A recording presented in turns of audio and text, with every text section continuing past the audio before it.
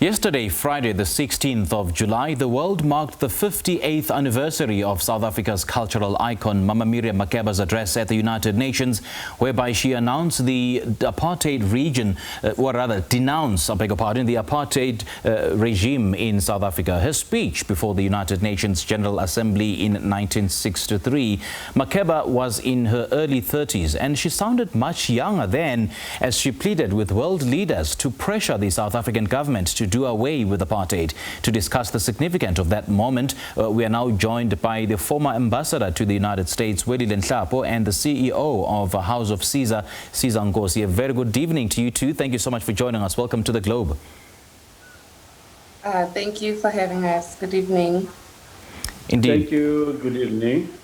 Indeed. Mr. Nhlapo, I'm going to start with you. I mean, her speech still echoes very vividly today. And when she said, especially, I'm going to quote you, she said that, "I ask you and all the leaders of the world, would you act differently? Would you keep silent and do nothing if you were in our place? Would you not resist if you were allowed no rights in your own country because the color of your skin is different from that of the rulers? And if you were punished for even asking for equality, I appeal to you and to all the countries of the world to do everything you can to stop the tragedy." I suppose Miriam Makeba's words to the United Nations 58 years ago still echoed today. Because we see South Africa being disintegrated again as a result of the ongoing looting and the racial tensions that are now arising in Phoenix, in north of Durban. So I suppose then that Miriam Makeba's words should be held in high regard and esteem even today. Indeed, given that the Secretary General of the United Nations has already pronounced himself on the developments that are taking place in South Africa, expressing regret on the deterioration of the security and stability situation in this country. And of course, our task as South Africans and our ambassador at the United Nations is to again ring that message and be able to brief the people there at the United Nations about the situation that is unfolding in our country, that indeed there are challenges that we're faced with. We are trying to respond and deal with them, and that we appreciate their concerns and solidarity, and that we'll do all the best we can to ensure that we bring the country back into normalcy. That will be the difference between what happened then in 1963 and what is happening now, because we'll be speaking as a free people to a United Nations that we are a full member once again, and a government that is democratically elected by the people of South Africa. So her speech, should it be shelved, or should it be, should it remain pretty much in our everyday lives when she denounced apartheid at the United Nations? Because South Africa sees a different form of apartheid in present-day South Africa, that of economic apartheid. No, indeed, it is our responsibility as the South African government and as South Africans to be able to clarify to the world exactly the problems that we are faced with. And I'm sure most of them appreciate and understand the difficulties. You know, the good thing about what has happened is that many people in many countries have come out, including South Africans who are working abroad, to express their concerns, their solidarity, and also encouraging that everything should be done to make sure that the problem that is now arisen is resolved amicably and peacefully within the ambit of the laws of our country, because of the mixed reports that have been coming through in terms of, for instance, what has happened in Phoenix, and given the statement by the Indian government, which was one of the governments that was the first to raise the issue of apartheid in the United Nations. You know, history has got a funny way of turning around and in fact placing a story to the fore, where we should be in a position once again to clarify ourselves as to exactly what is happening. And indeed, whatever pressure that we feel as a result, it will be good for us because we know the world is watching. Yes, yes. Siza, let me also bring you into this conversation. What are your thoughts and reflections of the commemoration of Miriam Makeba's speech to the United Nations? Sure, my brother, it was such a humbling moment, especially with everything going around in the country. I mean, it was a moment of solace and it was beautiful, to hear, because most of the panel, or I guess in our conversation that we hosted yesterday, we had people who lived with Mama Africa, like Ambassador Nhlapo here.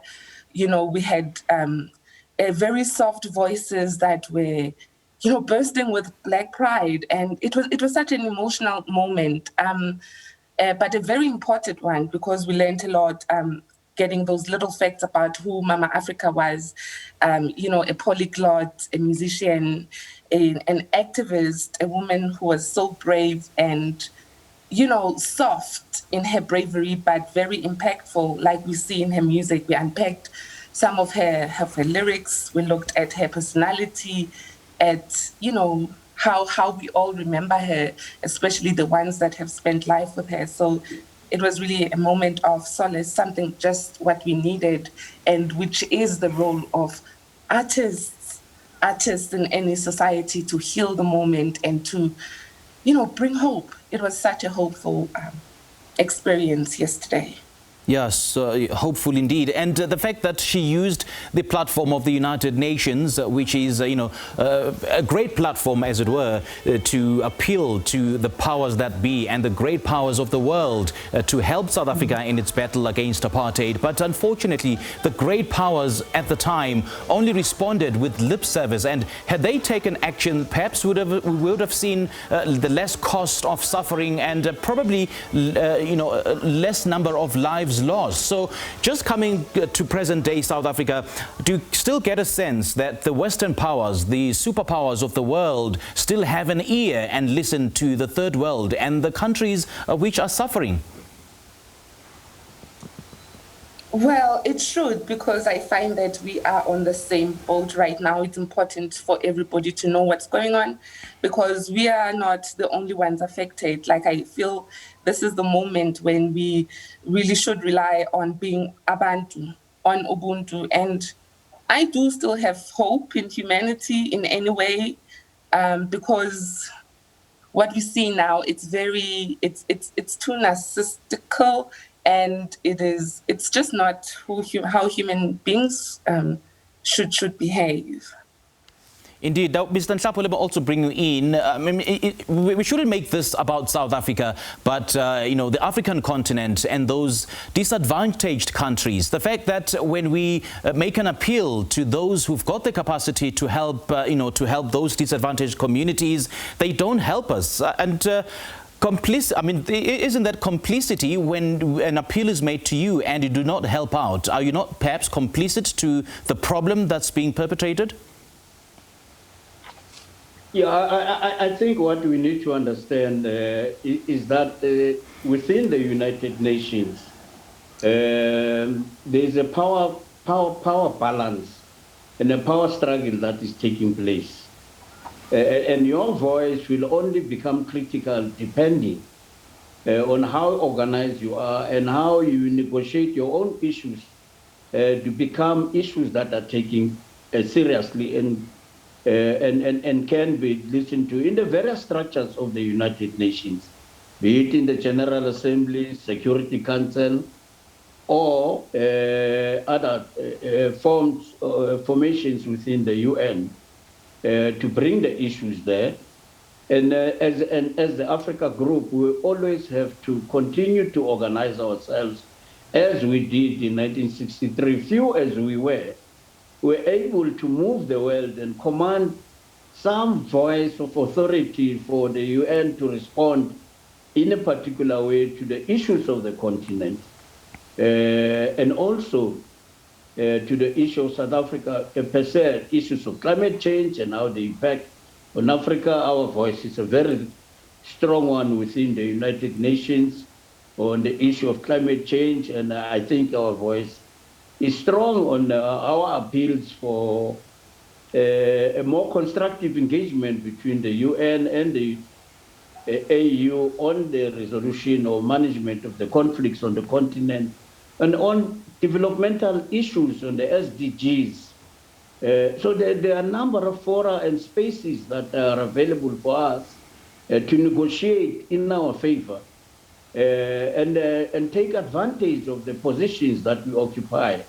Like in the WTO, we have an African who is there, who are bringing issues there about vaccines and the need to adjust the trade regimes within the WTO, particularly even issues regarding trips, so that you can be able to produce vaccines in this country. In UNESCO and very many forums of the United Nations, we do have the possibility, we do organize ourselves, we do get our way through. We have our own person that we're able to mobilize for and got voted, is now at the head of the WHO. So how we position ourselves depends on how we cooperate and work together as a continent to push our common interests and work together with other nations of the world within the UN, and despite the fact that they also have their other issues, but at least everybody has got an interest in Africa because of what we have, and dealing with this new scramble for our resources, we have a bit of an advantage and a bargaining chip, but it means we have to organize ourselves and be able to articulate our own situations and beginning to be serious about addressing our own problems, including the manner in which we govern our people and manage our resources.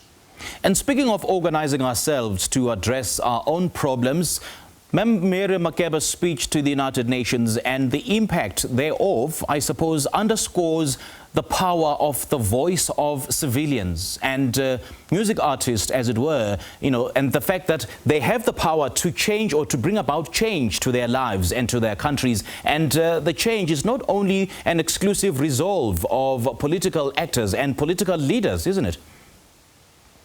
Well, the United Nations has changed very, very, very tremendously. It is an intergovernmental organization, but there's a lot of space for civil society organizations of different forms, where issues are being brought by civil society organizations and they are being listened to.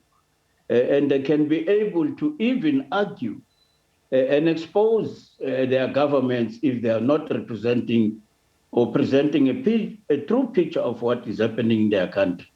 So it is becoming a truly United Nations, and in the spirit of the Charter, becoming, and it has to be pushed to that extent, as the opening sentence in that Charter says, we, the people of the United Nations. It doesn't say the governments.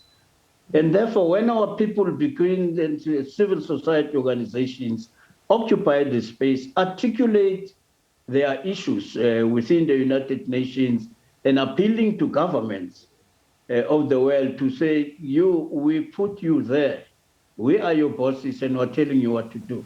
That's the point we must reach, where our governments will listen to us, because they're sitting there representing the people of the United Nations, not themselves. Now, Siza, how do we carry the spirit of Miriam Makeba with us, the spirit of standing for our rights and what is right, and, and the spirit of fearlessness? I mean, one of Keti Ncongwane on our meeting yesterday said that Mama told her said to her, if you're a singer, sing. If you're a writer, write. If you're a black person, fight. Like Nhlapo is saying, there's nothing else that can unite us except for, coming together.